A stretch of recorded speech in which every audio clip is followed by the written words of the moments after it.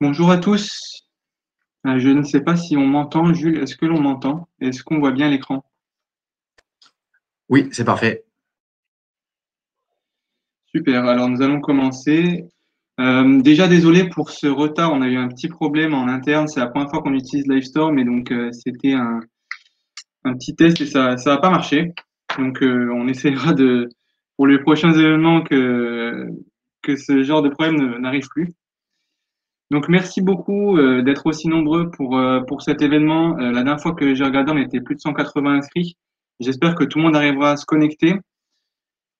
Aujourd'hui, notre intervention va porter sur le secteur des actifs numériques en 2020 et sur la restitution de notre récent rapport d'enquête concernant l'état des lieux et les perspectives de développement de l'industrie des cryptoactifs et de la technologie blockchain. Alors, pour ce faire, je ne serai pas seul pour cette présentation. Je serai accompagné de Faustine Fleuret, qui est la présidente et directrice générale de la DAN, et de Jules Dubourg, qui est le directeur responsable administratif et financier de la DAN. Donc déjà, commençons par l'agenda de cette réunion. Donc, avant d'entamer le développement, nous allons tenir quelques propos introductifs euh, avec une cartographie des répondants. Puis, nous enchaînerons dans une première partie avec l'état des lieux de l'industrie. Dans un second temps, nous verrons la vision et la perception des acteurs sur l'industrie des cryptoactifs. Et enfin, nous verrons les relations entre l'industrie des cryptoactifs, les professionnels, et l'association de place, la DAN. Faustine Fleuret tiendra la conclusion et le plan d'action de la DAN pour résoudre les problématiques et les enjeux futurs concernant l'industrie des cryptoactifs et de la blockchain de manière générale.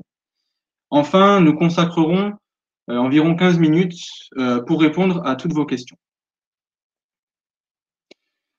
Donc, avant d'entamer les propos introductifs, je vais peut-être faire un petit récapitulatif de la DAN pour ceux qui ne connaîtraient pas. Donc, la DAN est l'association de place qui réunit tous les professionnels représentants, tous les professionnels des actifs numériques en France. Cette association est une association de loi 1901 qui a été créée en 2020 et qui réunit déjà plus de 65 membres avec une équipe de 5 collaborateurs et dans lesquels les membres sont fédérés via 8 groupes de travail et 2 comités.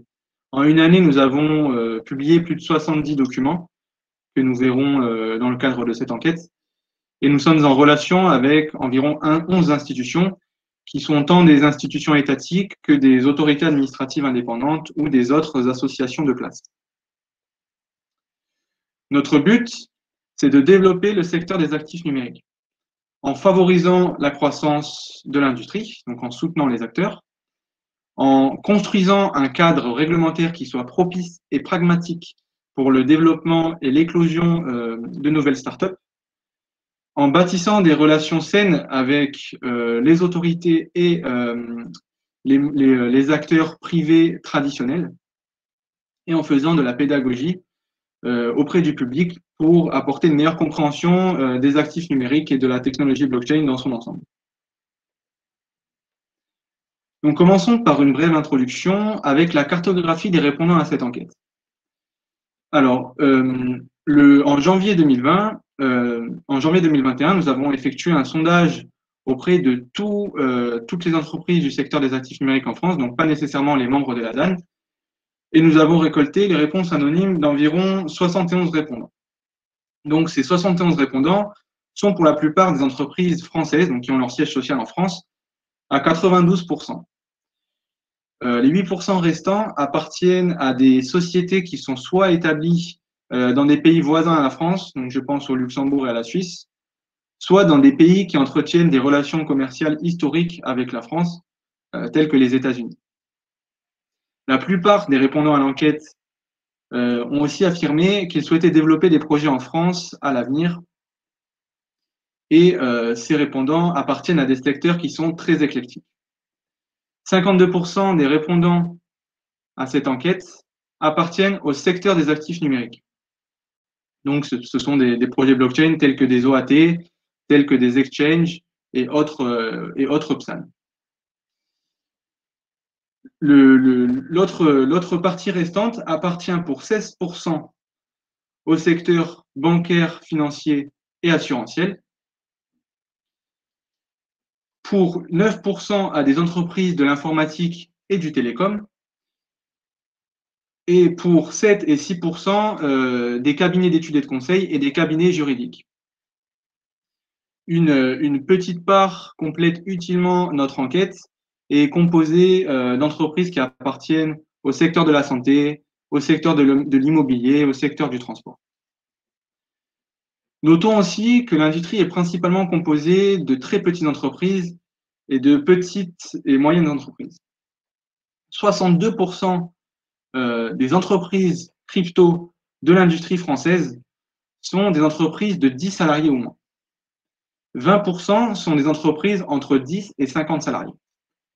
À titre de comparaison, seulement 8% des entreprises crypto en France comptent plus de 50 salariés. Et ces 8% ne sont pas en soi des entreprises qui développent un projet crypto, mais sont plutôt des entreprises des entreprises qui travaillent en lien étroit avec ces startups, telles que les cabinets d'avocats, par exemple. Donc cet état de fait, il démontre la jeunesse de notre secteur et sa fragilité.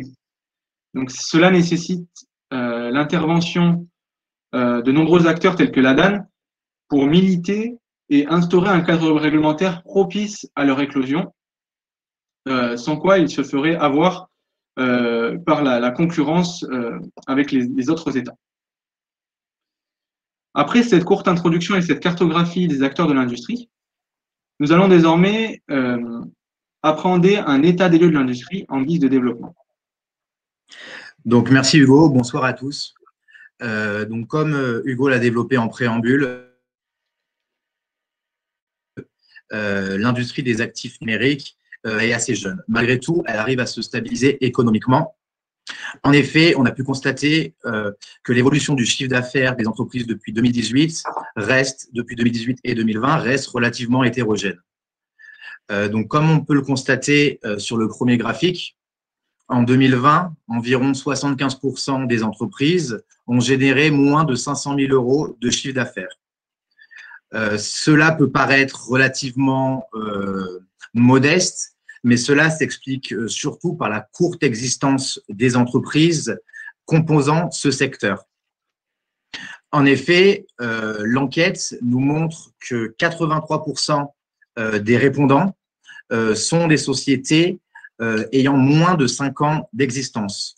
Donc, donc relativement jeunes en comparaison des entreprises d'autres secteurs d'activité dits plus classiques. De surcroît, il apparaît que seulement 11 des répondants sur les 67 sondés ont une existence supérieure à 5 ans. Et ces entreprises, elles ont toute une particularité qui est d'exercer des activités dites traditionnelles, donc de droit, de conseil, des structures bancaires ou sinon des structures informatiques. Donc, on va pouvoir passer à la slide suivante et on va voir que malgré la relative stabilité économique des entreprises du secteur des actifs numériques, l'industrie a enregistré un faible nombre de levées de fonds en 2020.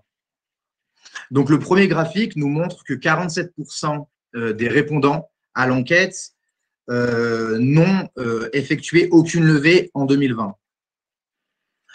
Parmi les entreprises qui ont levé des fonds, celles ayant bouclé un tour de table de 500 000 € ou moins sont majoritaires puisqu'elles représentent 37% des sondés. En revanche, et comme le montre notre enquête menée au printemps 2020 sur la gestion de la crise Covid-19, nous notons un important regain d'intérêt des investisseurs pour les projets dits d'envergure, puisque les fonds levés de 500 000 € ou plus ont triplé entre 2018 et 2020. Donc, malgré un intérêt, disons, grandissant des investisseurs européens, CB Insight dans The Blockchain Report nous montre que le niveau de financement de la filière française est absolument incomparable avec l'implication des investisseurs chinois ou américains. pour démontrer cela, entre 2015 et 2019, les États-Unis dominent largement puisqu'ils représentent plus de la moitié des financements dans l'innovation crypto-blockchain. La Chine, quant à eux, sont sur le podium et représentent plus de 18% des financements mondiaux de l'innovation crypto-blockchain. La France est plutôt en retard puisqu'elle peine à atteindre seulement 4%. Donc, en revanche, au pays de l'État-providence, le gouvernement a participé au développement de 37% des acteurs interrogés, notamment par le biais d'aides d'État ou d'autres types d'accompagnement dans leur activité. Cet accompagnement de l'État, il a pu être direct ou indirect, et les aides octroyées sont diverses. Parmi celles-ci, on peut évoquer les bourses FinTech, mais aussi les prêts BPI, les prêts garantis pour l'État ou encore les crédits d'impôt recherche. Enfin, et pour finir sur cette slide, notons que peu de répondants ont demandé les aides exceptionnelles délivrées par l'État suite au contexte sanitaire de la Covid-19, puisque 60% des entreprises n'ont demandé aucune aide. Pour les entreprises qui en ont demandé, leurs demandes ont rarement abouti, puisque environ 90% des requêtes pour des aides ont été refusées malheureusement aux entreprises crypto en France. Donc, ceci nous amène à la slide suivante et je vais vous proposer de poursuivre en étudiant la diversité des activités au sein de l'industrie et notamment les différents publics cibles des entreprises françaises. Donc, les business models se répartissent de manière très équilibrée entre les services B2B ou B2C. En effet, comme vous pouvez le constater, 53% des répondants s'orientent vers une clientèle professionnelle, quand 47% proposent des solutions aux individuels. S'agissant du dernier graphique, nous pouvons constater que les acteurs de l'industrie utilisent de façon prépondérante les réseaux blockchain ouverts publics. En effet, ce graphique montre qu'en 2020, 69% des répondants exploitent des blockchains dites publiques, alors que seulement 31% utilisent des réseaux blockchain dits privés. Il faut tout de même rappeler à tout ça que la dichotomie entre blockchain privé et blockchain public n'est pas toujours opportune, parce que le niveau de permission d'une blockchain dépend d'une diversité de facteurs tels que la gouvernance ou le protocole de validation des blocs. Donc, il est bien important de garder à l'esprit que cette question est beaucoup plus large que la dualité blockchain privé versus blockchain public. Donc, cela nous amène à la conclusion de la diversification de l'industrie est liée à différents facteurs. D'une part, la pluralité des activités commerciales et d'autre part, aux différents cas d'usage que proposent les technologies blockchain. Donc, on arrive à la partie consacrée aux PSAN et elle va consacrer les deux prochaines slides. Donc, les PSAN, communément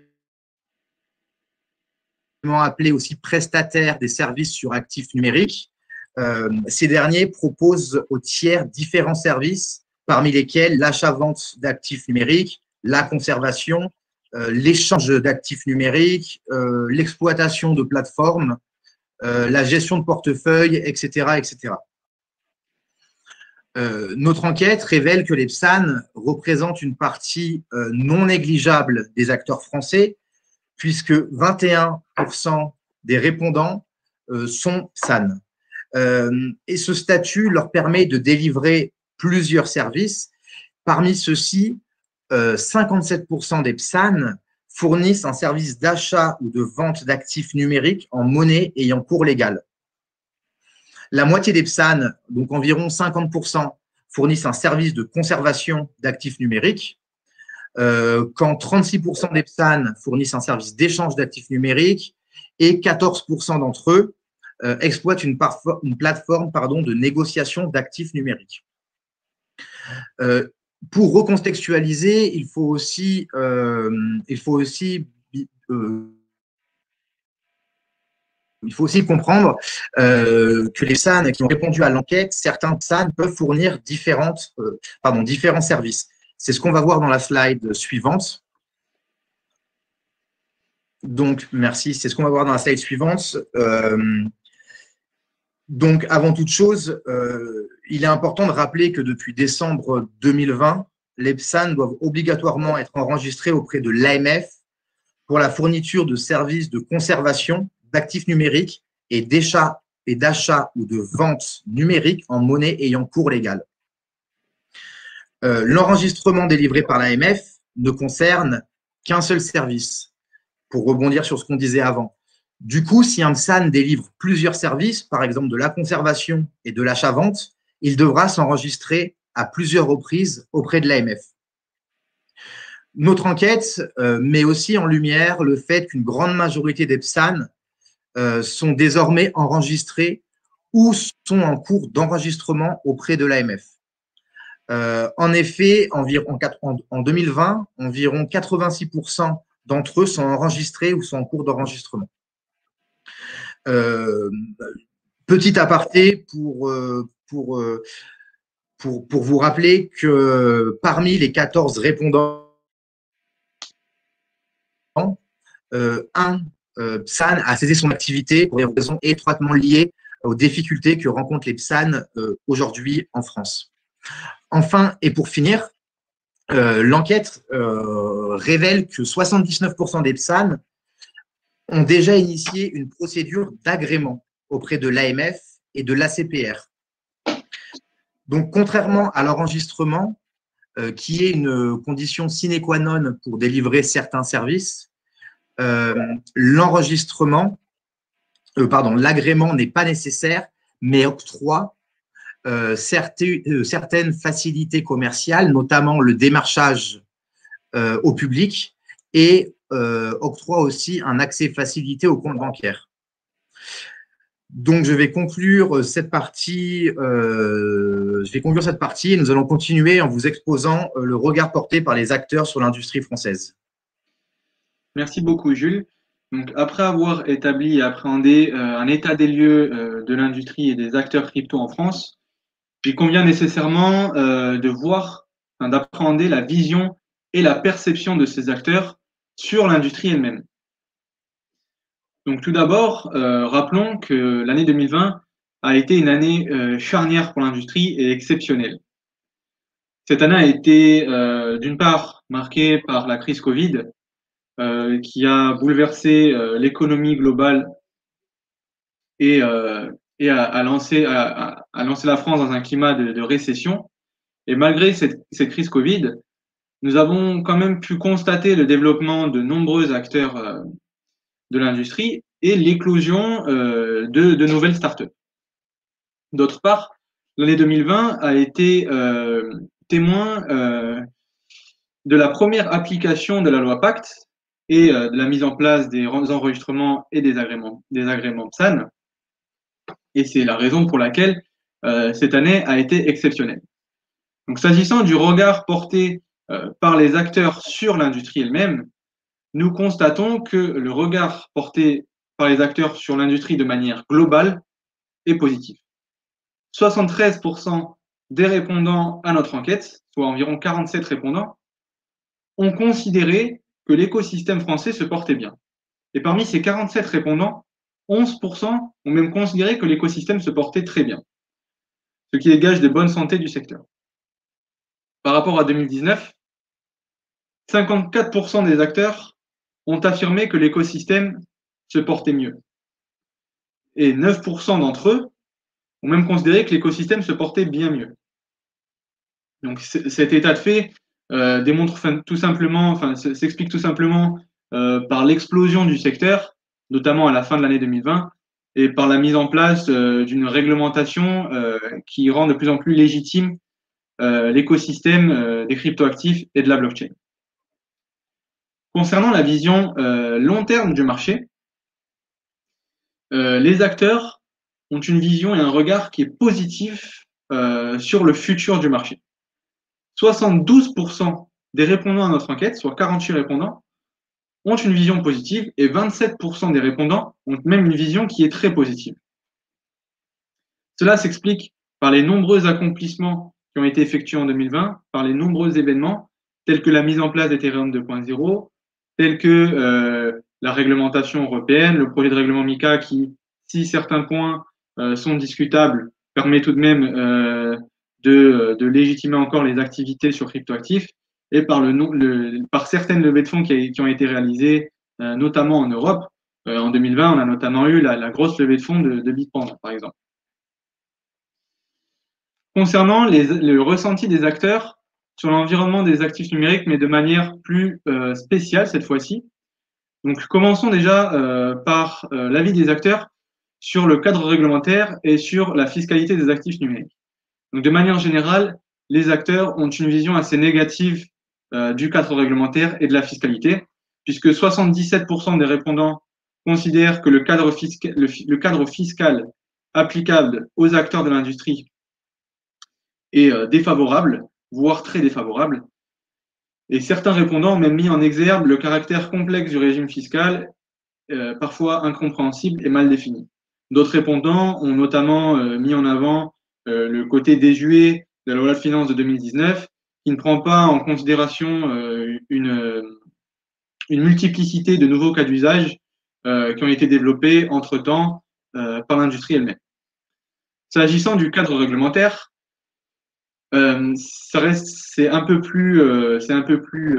moins tranché l'avis des acteurs, mais 44%, seulement 44% des répondants à l'enquête ont considéré que le cadre réglementaire était favorable. A contrario, on a 56% de l'industrie qui considère que ce cadre réglementaire n'est pas favorable. Cela s'explique par la mise en place du régime SAN qui a pu poser des problèmes à une diversité d'acteurs, notamment en matière d'exigence LCBFT ou de longueur des échanges avec les autorités de régulation, ce qui est loin d'être une critique, simplement du fait de la complexité des dossiers et nécessairement ça ralentit l'activité des membres de l'industrie. L'enquête révèle aussi que les relations entre les membres de l'industrie et les acteurs traditionnels sont encore perfectibles. Par acteurs traditionnels, j'entends les acteurs du numérique, tels que les big tech, autrement dit les GAFA, les acteurs privés, tels que les assurances et les banques, et les acteurs publics, tels que les institutions ou les autorités. Donc 74% des répondants à l'enquête qualifient les relations avec les acteurs privés, tels que les banques et les assurances, comme défavorables au déploiement de l'industrie, et 43% considèrent même que c'est très défavorable. Donc cela s'explique par les difficultés les difficultés rencontrées par les PSAN en matière de droit au compte ou en matière d'assurance de responsabilité civile professionnelle pour trouver le bon assureur. En outre, 50% des répondants à l'enquête estiment que les relations entretenues avec les acteurs publics sont défavorables pour le déploiement efficace du secteur. Cela a pu s'expliquer par des échanges qui ont pu être parfois difficiles avec les autorités, notamment en matière d'enregistrement ou d'agrément de SAN. Et enfin, 35% des répondants ont affirmé avoir des relations complexes avec les acteurs du numérique. Mais cette donnée est peut-être un peu moins évidente du fait qu'une grande partie de l'industrie n'établit pas nécessairement de relations avec ces big tech.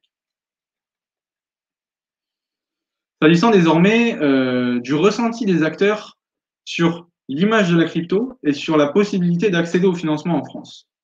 Donc de manière générale, sur ces deux points, les acteurs ont une image négative. D'abord, considérant l'image de la crypto, les acteurs considèrent que ces idées préconçues entravent le développement du secteur.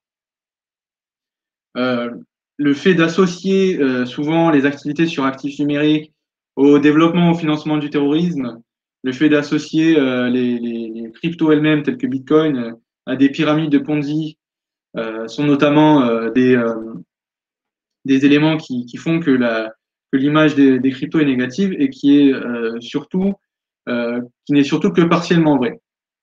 C'est la raison pour laquelle une grande partie des répondants à l'enquête plus de 68% considèrent que l'image altère le développement efficace du secteur. En outre, 73%, comme a pu le dire Jules tout à l'heure, l'accès au financement est complexe et 73% des répondants considèrent que l'environnement français en lui-même ne favorise pas l'accès au financement.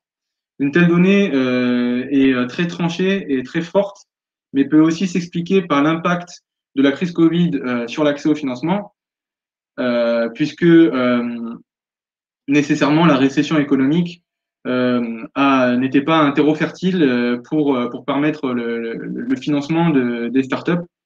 Voici un des graphiques que l'on avait repris de notre ancienne enquête sur la crise Covid. S'agissant cette fois du constat tiré par les acteurs sur le régime SAN, nous avons constaté que seule une minorité des acteurs ont un avis positif sur le régime SAN en France. Ils considèrent notamment les procédures comme parfois un peu trop complexes et parfois un peu excessives, malgré la volonté du législateur de réglementer et d'être un des précurseurs sur la réglementation des actifs numériques. Et donc, s'agissant des deux volets de réglementation, donc d'abord l'enregistrement puis l'agrément, de manière générale, les acteurs ont considéré que ces procédures étaient trop complexes et ne facilitaient pas le développement des acteurs de manière générale. En effet, nous avons plus de 80% des acteurs qui considèrent que la procédure d'enregistrement est trop complexe, pour une diversité de raisons que j'ai déjà citées, telles que les exigences LCBFT, telles que la conclusion du dossier en elle-même qui est parfois très complexe, et ça, c'est pas nécessairement un problème du côté du législateur ou des autorités. Et par contre, il y a aussi certains SAN qui se plaignent de la lenteur des administrations, mais ce n'est pas l'entièreté des SAN qui ont fait remonter cette idée. S'agissant de la procédure d'agrément, en revanche, l'entièreté des répondants à notre enquête ont considéré que la procédure d'enregistrement était trop compliquée. Cela s'explique notamment parce que aucun SAN en France n'a pour l'instant obtenu l'agrément et que nous n'avons pas encore eu de retour sur un agrément éventuel. Après avoir appréhendé cette partie sur les acteurs et les critiques qu'ils pouvaient faire de l'industrie, le ressenti qu'ils pouvaient avoir de l'industrie, nous allons désormais appréhender la relation entre l'industrie et l'ADAN, l'association de place. Oui, donc comme Hugo a pu très bien l'expliquer en préambule de cette conférence, l'ADAN a été créée en 2020 et depuis, elle a réussi à fédérer environ 70 membres de l'industrie des actifs numériques. Donc, les principaux enjeux pour l'association ont été multiples, mais d'abord d'accompagner les membres dans la gestion de la crise de la Covid-19, dans l'application aussi de la loi Pacte, aussi dans les relations avec les banques, mais aussi dans la connaissance de l'écosystème en général ou encore au rayonnement de l'industrie générale. Nous pouvons noter qu'en 2020, environ 3/4 des répondants sont intéressés, se sont démontrés intéressés par les sujets que traite l'ADAN et un peu plus de 70% considèrent que les actions de l'ADAN ont eu un impact positif pour le déploiement de l'industrie. Donc, ce sont des chiffres très, très encourageants pour un petit peu juger notre travail. Et donc, pour finir, et malgré la jeunesse de l'ADAN, les répondants ont déjà un avis sur notre force d'action et considèrent avec intérêt nos travaux. En 2020, 28% des participants ont remarqué, ont considéré les publications de l'ADAN comme impactantes. Comme sujet impactant, aussi 23% des sondés ont considéré nos groupes de travail comme impactants et nos enquêtes ont été jugées à 22%. Enfin, comme le montre le dernier graphique, 27% des répondants estiment que les conférences et événements de la DAN rejoignent leurs préoccupations premières et comblent leur centre d'intérêt. Donc, nous conclurons cette partie en vous exposant dans la slide suivante les bilans des acteurs de l'industrie sur les travaux de la DAN en 2020. Merci beaucoup, Jules. Donc, toutes ces données permettent de dresser un bilan et nous avons sondé les membres pour déjà connaître leur avis sur les travaux que nous avons effectués en seulement un an d'existence et pour aussi appréhender les prochains chantiers qui seraient prioritaires pour les membres afin d'améliorer et de permettre le déploiement le plus efficace, le plus efficient possible pour tous les acteurs de l'industrie sans favoritisme. Donc, s'agissant de l'avis des acteurs concernant les travaux de la DAN, notre rapport d'enquête a montré que la DAN s'était intéressée de façon pertinente aux contraintes rencontrées par les acteurs de l'industrie. Et de manière générale, 77% des répondants à l'enquête ont considéré que les problématiques rencontrées par les acteurs avaient été traitées par la DAN. 96% des membres de l'industrie ont affirmé que les travaux de la DAN étaient soit satisfaisants, soit très satisfaisants. De ce point de vue, nous avons aussi demandé aux acteurs quels seraient les prochains chantiers pour la DAN. Et en première position, les membres ont considéré qu'il convenait d'améliorer l'image des actifs numériques. 57% des réponses ont été fondées sur cela. Et donc, les prochains travaux de la DAN porteront sur le fait de faire plus de pédagogie tant auprès du public qu'auprès des autorités et des acteurs publics.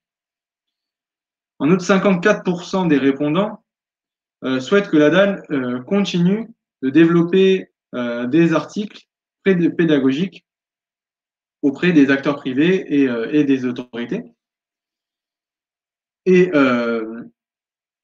environ 25% 45% des répondants ont affirmé la nécessité de continuer nos travaux sur le plan réglementaire et notamment sur la construction d'une réglementation européenne qui permette le développement périn de tous les acteurs. Sur ce point, nous avons récemment nommé Simon Pollereau directeur des affaires européennes de la DAN et nous sommes membres de l'IUCI qui est l'initiative européenne pour une réglementation adaptée des actifs numériques. Et enfin, outre tous ces points prioritaires, les acteurs ont majoritairement confirmé l'importance de tous les autres chantiers menés par la DAN pour, de manière générale, favoriser le développement des acteurs de l'industrie. Donc, merci beaucoup d'avoir écouté ce développement.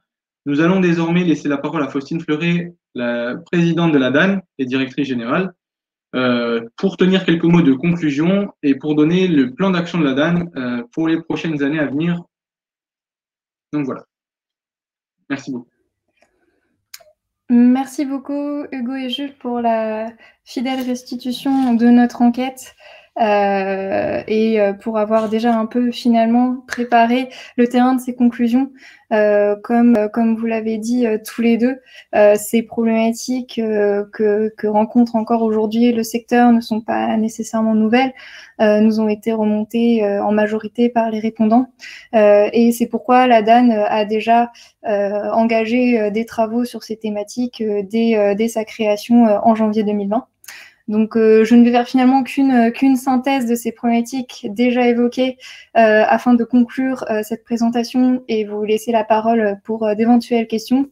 Bien sûr, la première de ces problématiques est l'absence, la limite de financement et d'investissement que rencontrent nos acteurs français et européens, avec bien sûr une force de frappe au niveau européen qui est bien plus marginale que l'investissement dans l'innovation crypto que l'on peut avoir aux États-Unis ou en Asie. Des relations parfois difficiles, parfois même rompues avec certains acteurs traditionnels que peuvent être donc les acteurs bancaires, mais également les big tech. Cela a été évoqué.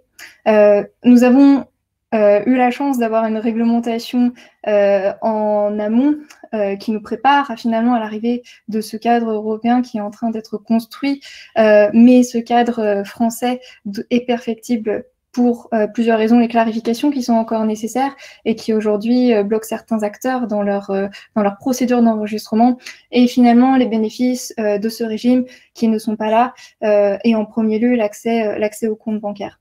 Et finalement, le sous-jacent à beaucoup de ces problèmes, c'est une image assez négative qui perdure, des idées préconçues qui continuent de circuler année après année concernant les cryptoactifs, et effectivement ce besoin encore de pédagogie pour finalement déconstruire et reconstruire la compréhension de ce que sont vraiment les cryptoactifs, les acteurs, surtout les opportunités, j'allais dire les risques aussi, même si je pense que là, on a beaucoup plus de compréhension sur ce qu'ils sont, peut-être apporter une meilleure granularité sur cette analyse.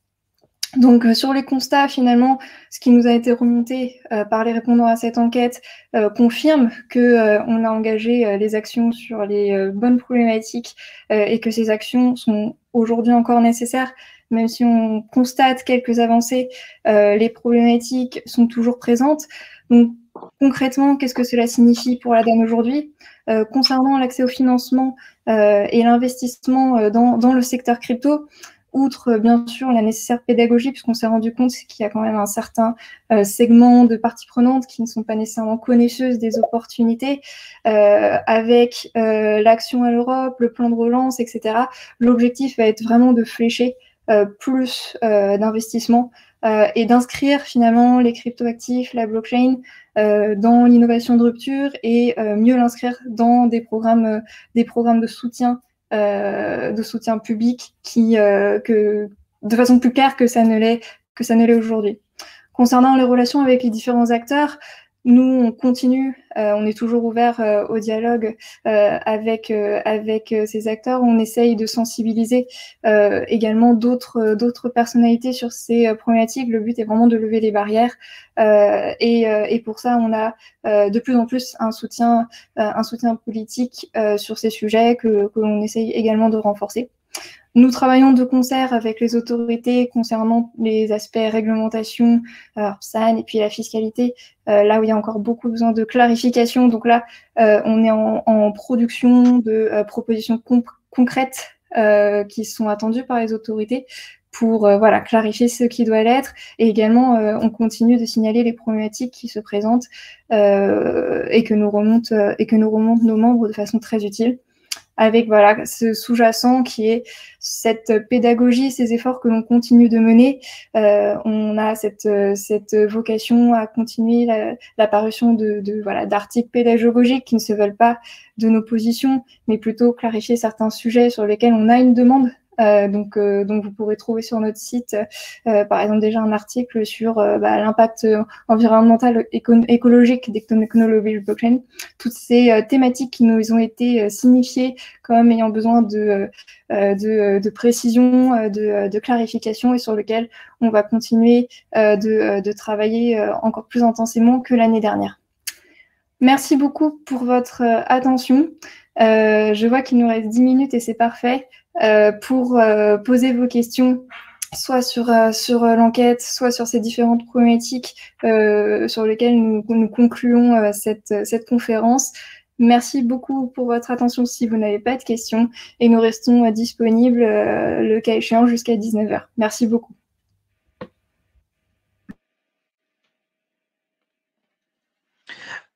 Alors, je suis dans la catégorie questions et on en a quelques-unes.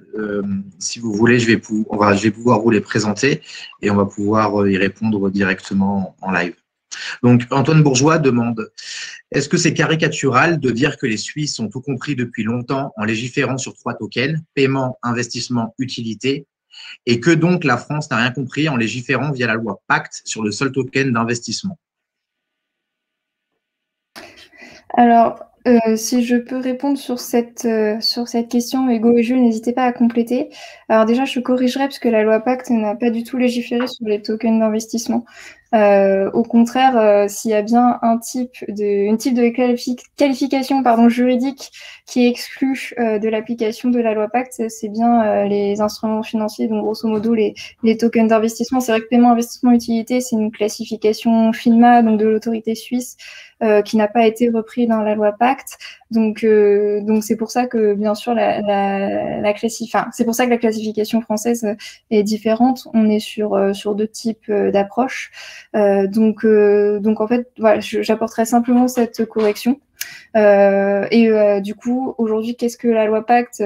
Le régime PSAN, c'est légiférer sur les activités sur actifs numériques qui sont soit des jetons, soit des monnaies virtuelles. Ça, c'est relativement clair. Et tout ce qui va être du coup plutôt de l'ordre des security tokens, là, bien sûr, c'est pas du tout c'est pas beaucoup, disons plutôt, dans le giron français que cela se passe, mais plutôt au niveau européen. Et là, donc, on a tous ces débats sur le régime pilote que propose la Commission européenne et l'adaptation de la réglementation financière quand c'est nécessaire. Merci. Ensuite, nous avons Chris qui demande quelles sont les différentes phases d'un enregistrement de SAN, sur quels détails l'administration pose des problèmes, délais pour traiter une demande d'enregistrement de SAN. Si tu veux, je peux répondre, Jules. Il n'y a pas vraiment de délai et de phase de manière exhaustive pour l'enregistrement de SAN, tout simplement parce que les services prévus par la loi Pacte sont très variés et donc d'un PSAN à l'autre, la procédure d'enregistrement pourra être plus ou moins complexe et donc pourra demander plus ou moins de temps pour être conclu auprès des autorités de régulation. Et concernant les points bloquants concernant l'enregistrement, peut-être que Faustine pourra compléter, mais de manière générale, la plus grosse problématique, c'est la mise en place du cadre LCBFT traditionnel et qui est appliqué aux actifs numériques et qui n'est pas du tout, qui n'est pas donc forcément adapté au cas d'usage et aux bénéfices que l'on peut tirer de la technologie blockchain, notamment en matière d'identification des clients. Et seconde problématique aussi, ça peut être dans certaines exigences telles que, je pense par exemple à l'assurance responsabilité civile professionnelle qui n'est pas forcément évidente à trouver pour les PSAN, l'exigence de fonds propres aussi. Et enfin, un des points bloquants qui est après l'enregistrement, c'est l'accès au compte bancaire. Parce que la plupart des PSAN rencontrent des difficultés à trouver une banque en France. Alors, je vais apporter quelques clarifications. Merci beaucoup, Hugo. Donc, les différentes phases d'un enregistrement en SAN, juste pour rappel, un enregistrement en SAN, c'est principalement deux grands types d'obligations. L'honorabilité, la compétence des dirigeants, des parties prenantes qui ont un contrôle sur l'entité, qui est plus du ressort de l'AMF dans le cours de l'instruction, et le respect de la directive européenne du dispositif en matière de lutte contre le blanchiment et le financement du terrorisme. Donc, on peut parler, je ne sais pas si la question des phases d'un enregistrement SAN, c'était exactement celle-ci. Derrière, par contre, en pratique, il n'y a pas de parcours fléché de la part des autorités pour la constitution de ce dossier. Le principe, c'est que votre dossier commence à être instruit quand celui-ci est complet. Et lorsque les autorités vous notifient la complétude de votre dossier, à ce moment-là, normalement, vous avez dans un délai de 6 mois une réponse de l'autorité quant au traitement de votre dossier. Alors, en pratique, ces délais sont souvent beaucoup plus importants, ce qui s'explique par différents facteurs. D'une part, tous les dossiers n'arrivent pas totalement complets. Tout le monde a un peu appris en marchant, à la fois les autorités et les acteurs. Et les autorités qui sont en termes d'effectifs, en plus assez limitées avec l'afflux des dossiers, ça a forcément créé à un moment donné un goulot d'étranglement dans lequel on est déjà. Aujourd'hui, des questions juridiques qui ne sont pas clarifiées. Il y a certains acteurs qui arrivent avec une typologie de service ou d'actifs pour lequel c'est difficile de le qualifier exactement d'actif numérique ou de le qualifier comme un des services qui est énuméré dans la loi Pacte. Et dans ce cas-là, c'est des questions qui nécessitent d'être arbitrées et ça rajoute le délai et au traitement du dossier. D'où le fait voilà, que ce délai de 6 mois est complètement indicatif et souvent en pratique dépassé. Alors, il y a des cas contraires pour lesquels des PSAN ont réussi à être enregistrés en moins de 6 mois, mais en général, c'est beaucoup plus. Merci Faustine. Donc, on passe sur une nouvelle question. Quel serait le pays européen le plus clément pour le monde de la crypto?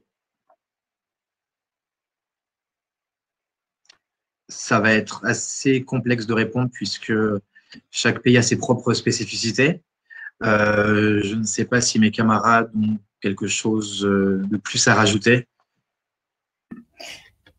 En fait, je pense que la question, elle est difficile. Il y a l'angle réglementaire, il y a la fiscalité, il y a l'expertise des autorités. Je pense qu'on ne peut pas apporter un jugement de valeur et parler de juridiction européenne dont sur lesquels les profils, en particulier réglementaires, sont complètement différents. Donc je pense qu'on ne peut pas vraiment répondre à la question, surtout que si aujourd'hui des juridictions peut-être moins disantes, ça peut sembler être un avantage pour un acteur parce que la mise en conformité est plus simple, voire non nécessaire s'il n'y a pas de cadre réglementaire. On se prépare aujourd'hui à l'arrivée d'un cadre européen qui s'inspire en plus largement de notre visa ICO et de notre régime PSAN. Donc aujourd'hui, finalement, on a presque un avantage à avoir notre régime PSAN parce qu'on se prépare au niveau européen. Donc voilà, en plus, selon la dimension temporelle, je pense qu'on ne peut pas apporter ce jugement de valeur.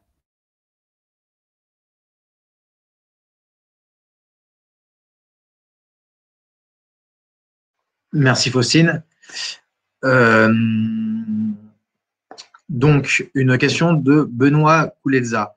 Est-ce que le token d'un protocole qui permet de récompenser des actions réalisées par les membres de sa communauté pour le bénéfice du protocole peut être considéré comme un utility token?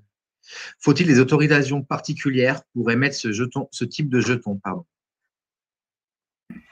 Alors, je pense qu'on ne peut pas donner de conseils juridiques sur la qualification d'un token. Ensuite, si vous êtes en France, un utility token, il y a ce visa optionnel pour les émissions de jetons. Donc, ça veut dire que si vous voulez les mettre sans le visa, c'est tout à fait possible. Ensuite, au niveau européen, ce qui se profile, c'est plutôt un visa ici obligatoire. Donc, à terme, si vous souhaitez émettre un jeton de type utilitaire à destination du public européen, vous serez contraint par la réglementation européenne. C'est la petite différence avec notre cadre français où le visa est optionnel. Ce qui se profile au niveau européen ne sera pas optionnel. Merci Faustine. Donc, je pense qu'on ne pourra pas prendre toutes les questions parce qu'il est presque l'heure, donc on va malheureusement devoir en sélectionner. Je te laisse arbitre, Jules. Alors, pour être totalement impartial, j'essaye de sélectionner les questions qui ont réuni le plus de votes. Donc, les questions que nos participants trouvent intéressantes. Pour toutes les personnes, on ne pourra pas répondre. Je vais essayer quand même de vous répondre via le chat. Voilà. Donc, la prochaine question, c'est Jean-Luc Munier est-ce que les titres financiers ainsi que le titre immobilier sont pris en compte dans la nouvelle réglementation sur les STO? À niveau européen, pourriez-vous nous donner des insights liés à cette proposition? Alors, effectivement, donc je suppose que par nouvelle réglementation sur les STO, vous voulez parler du projet de régime pilote qui effectivement s'applique à ce qui s'appelle dans le jargon du coup de la commission les DLT Transferable Securities et qui à ce jour dans les débats européens couvre pas l'ensemble disons des instruments financiers qui existent. Pour l'instant le périmètre est limité aux actions et aux titres de dette. Donc ça fait partie des demandes que l'on formule par rapport à cette proposition de régime pilote. C'est que le périmètre des titres financiers admissibles à ce régime pilote soit étendu à l'ensemble des titres financiers. Et en fait, de façon générale, que le périmètre du régime pilote soit étendu, y compris dans les acteurs qui peuvent être amenés à bénéficier de ce régime pilote. Aujourd'hui, c'est relativement restreint à des acteurs déjà agréés par la réglementation financière. Donc, ça veut dire que pour les acteurs qui ont réellement besoin de développer des projets de security token et qui ne sont pas entreprises d'investissement, qui ne sont pas CSD, voilà, le régime pilote n'est pas accessible.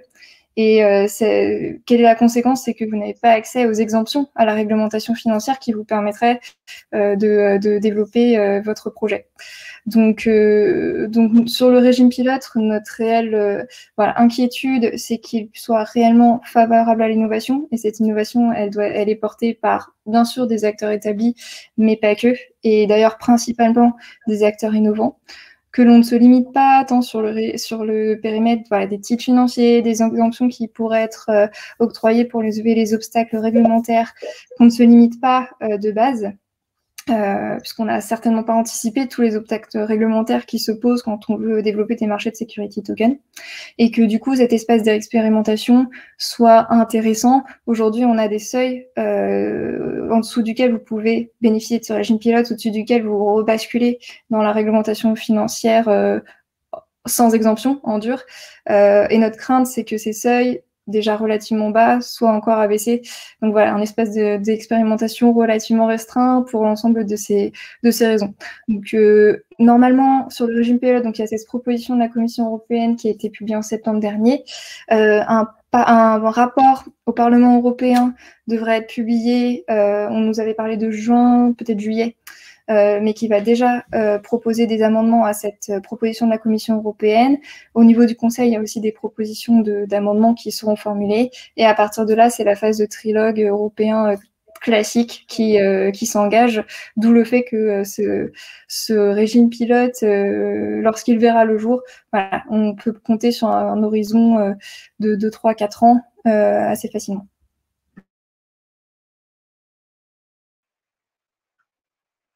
Merci Faustine, il est l'heure, donc je vous propose de clôturer cette conférence de la DAN. Nous vous remercions tous pour votre participation et vous invitons à vous inscrire à notre newsletter via notre site internet adan.eu pour avoir toutes les informations sur nos futures actions, que ce soit des événements ou des publications. Et ensuite, n'hésitez pas à nous écrire sur notre messagerie contact@adan.eu voilà, si vous avez besoin de plus si vous avez besoin de quoi que ce soit. Merci beaucoup. Au revoir. Merci beaucoup, Jules Hugo, pour la présentation. Merci à tous pour votre attention et bien à très vite pour notre prochain événement. Merci encore.